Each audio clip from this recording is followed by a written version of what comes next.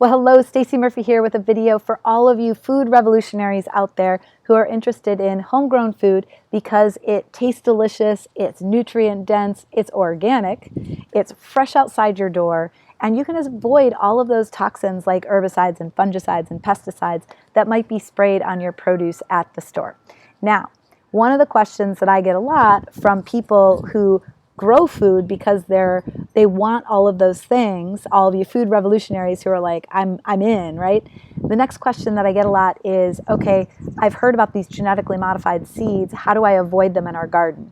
And I'm not going to go too much into detail about what a genetically modified seed is. I'm going to let the Food Revolution Summit do that for you. If you haven't already registered, it's happening very soon. There's a link below this video to sign up, and you got to go listen. It's all the best experts talking about the best health advice on food. So they're going to talk about all that stuff. So what I want to talk about in this video, and this would be a great video that Ocean and John Robbins might want to include in the future in the Food Revolution Summit, is in our gardens, it's just as important to make sure that that food is safe, right? And so we're the stewards making sure that's happening. So first question that I get, how do I keep genetically modified seeds out of my garden? And I won't go into all the details about what they are. Let the summit do that. So here's the good news for home gardeners. It's easier than you think, all right? So there are currently 5 types of vegetables and fruits that have genetically modified seeds that are readily available for all the farmers out there. And most of them you're probably not growing in your garden, and they're not available in those little seed packets. The little mini seed packets are not usually the genetically modified versions.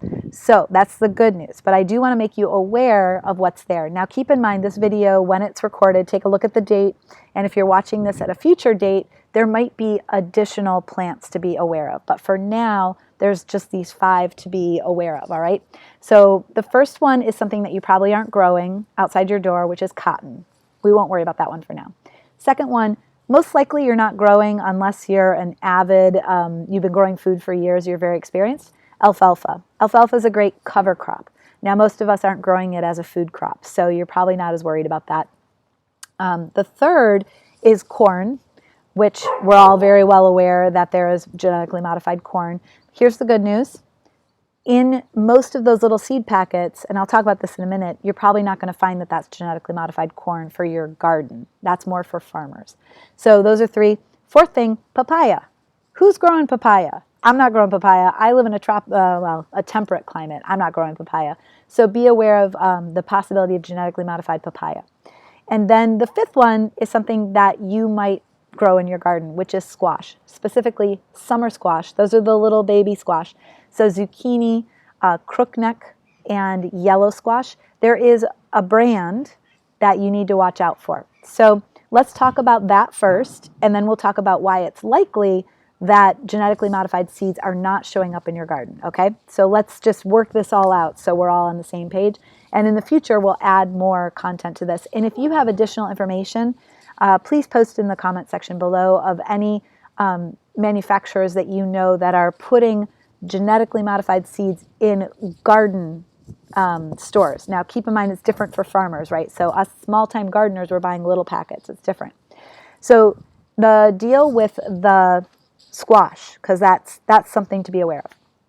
So summer squash, there are some genetically modified varieties, and the brand you want to watch out for, so Monsanto has another brand that's under them called Seminis. And on that website, if you go, there is a genetically modified version of crookneck squash, yellow squash, and zucchini. And when you look at it on their website, they actually have it labeled differently. And so you can tell that it's a genetically modified version. So just keep in mind that there's the terminology that's right on their website. Now what I don't know, and maybe somebody knows the answer to this, is whether that Semini's brand, crookneck squash, zucchini, and yellow squash, whether they are selling to garden stores. I don't know the answer to that. So what I would recommend is if you're buying your zucchini, watch your sources. And what you want to do is look for a seed manufacturer that has pledged the GMO-free pledge. That means that the seeds that they are selling are GMO-free, and that will ensure that you're not getting that. You could also just avoid that one brand altogether if you want to avoid that those particular varieties, all right? So you got your squash covered. That's something to be aware of. Now, in the future, like I mentioned, there's these 5, right? In the future, we might want to be aware of beets that might become genetically modified and some other vegetables. So as that information comes up, we'll continue to post those sorts of things here. Now, the corn, that's another one that you might be tempted to grow in your home garden, right? You might want to grow some corn. Now, here's the deal. Most home gardeners are not growing corn, and here's why. You usually need about 100 square feet dedicated only to corn. So 100 square feet is, let's see, it's the size of a large SUV, a very large SUV, let's say, maybe even 1.5 SUVs. And that's how much space you need to plant corn to really get a good harvest. So most home gardeners, they have a small space and they just don't have enough space to grow corn. Now, if you are buying seeds for corn, one way to avoid the potential, now keep in mind, most of those genetically modified corns are being sold at a higher scale, like large quantities, bulk quantities for farmers. So if you're buying a little packet that says like heirloom corn, you're probably fine, especially if it says heirloom corn, if it says non-GMO, all right? So just be aware of that and you'll be all set. And then of the other things, you're probably not worried about them in your home garden, all right?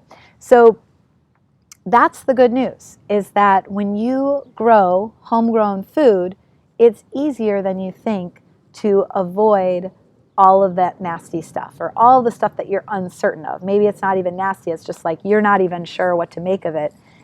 Growing food yourself means that you're exactly sure what you're putting in the ground, all right? So there you go. That makes it pretty easy, right? So cotton, not so worried about in our vegetable garden. Alfalfa, some of us are worried. Just make sure you check your source. Look for the GMO-free pledge of that seed manufacturer. Papaya. If you're growing papaya, that's awesome. I want to hear from you. And what did I miss? Did we get to corn? And we got to squash, all right? So there you go. And so I think this is really important to have this conversation, this larger conversation about if we're growing food because we want to avoid things that are potential that our food industry is doing, how do we ensure that we're making good decisions in our garden? And there are, when you go to the garden store, there are lots of labels to read, the same way that you would read labels at a grocery store. And this is the kind of information that I would love to share as part. I'm gonna just drop this in here, Ocean, if you're listening. I'd love to do a future presentation for the Food Summit that would talk about all the things in garden stores, all the labels and how to read them so that we could keep anything that's potentially dangerous out of our homegrown food.